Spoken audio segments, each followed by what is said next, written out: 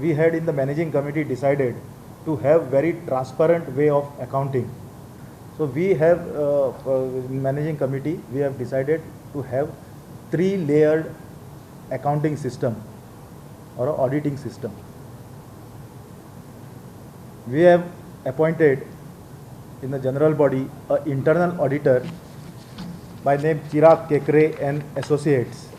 Today the rules of business which was approved in the managing committee, we have also sent it to general body for the reviews. So that also will come in force.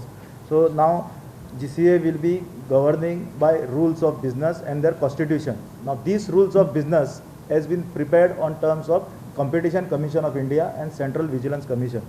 We have decided, managing committee, let us have very active website. So what do you mean by active website? Everything will be posted on the website, including rules and regulation, business rules. Suppose now we buy a lot of sports goods and all tenders will be posted, the process followed in the tendering, the orders awarded, and then also all the payments made to various parties, like how BCCI does, all will be posted on the cricket website, our GCA website.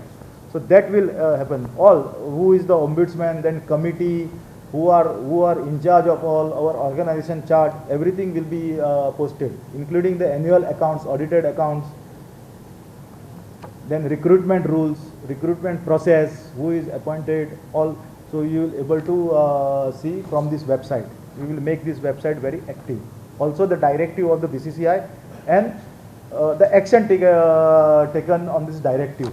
So all those things will come on this website. So this cricket stadium will be a greenfield cricket stadium. Now we are looking for a two type of a model. One is build, operate and transfer, wherein some investor comes, builds it, and then he hands it over to us after a few years or whatever it works out, whatever that will be worked out by the agency which we appoint. Other is straight away build the stadium on our own. So that we will finalize in this day, and we will go full swing about after this stadium.